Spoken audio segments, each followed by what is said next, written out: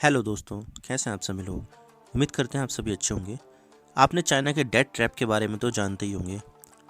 इसमें चाइना गरीब देशों को लोन देता है और जब वो देश लोन को नहीं चुका पाते हैं तो चाइना वहाँ के इंफ्रास्ट्रक्चर को या लैंड को अपने कब्जे में ले लेता है। जैसे उसने श्रीलंका के हम्बनटोटा सी पोर्ट को 99 साल की लीज पर ले लिया है।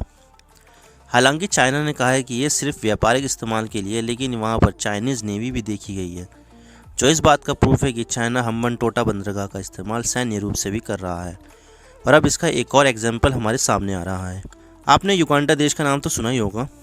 ये अफ्रीका का एक छोटा देश है जिसे चाइना ने अपने डेट ट्रैप में फंसा लिया है। युगांडा में सिर्फ एक ही इंटरनेशनल एयरपोर्ट है और अब वो भी चाइना के पास जाने वाला है। तो चलिए आज बात करते हैं इस मुद्दे पर, लेकिन उससे पहले न्यूज़ आर्टिकल्स देख लेते हैं कि मीडिया क्या कह रहा है इसके बारे में। लेकिन उससे पहले आप देख सकते हैं कि ये एयरपोर्ट है वो एंतेबे एयरपोर्ट, युगांडा का एक लौता इंटरनेशनल एयरपोर्ट। तो न्यूज़ आर्टिकल्स पे पढ़ते हैं। तो इसके बारे में तो मैंने आपको बताया था। Sri Lanka lease Hambantota port to China for 99 years, now it wants it back.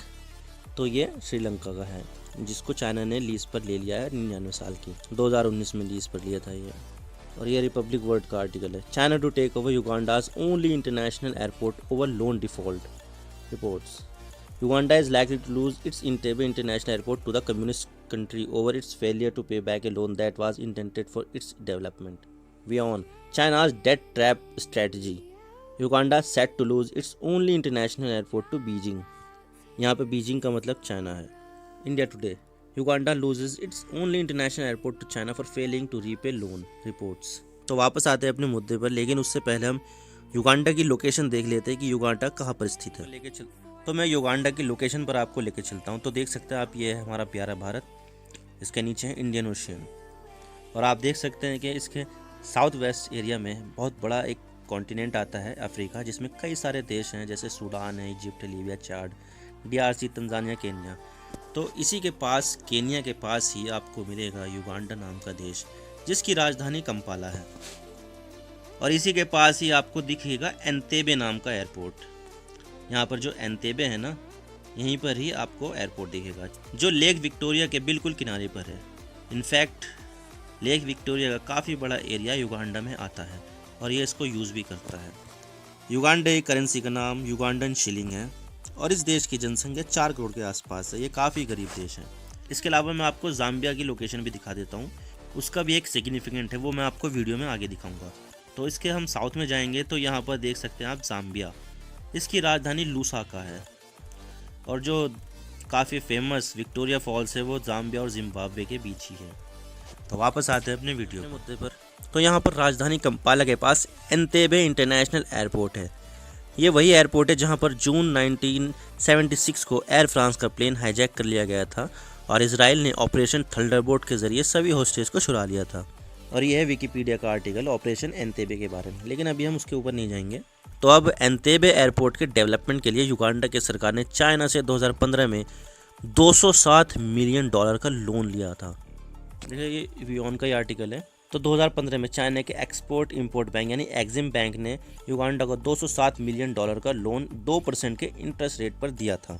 इसमें 7 साल का ग्रेस पीरियड था जो खत्म होने वाला है और इस लोन के कई सारे ऐसे क्लॉजेज हैं जो टॉक्सिक हैं और उसमें कुछ निगोशिएशन भी करनी है, जिससे वो जो चाइना का एक्जिम बैंक है जिसने लोन प्रोवाइड किया है वो एंतेबे एयरपोर्ट को टेक ओवर ना कर ले।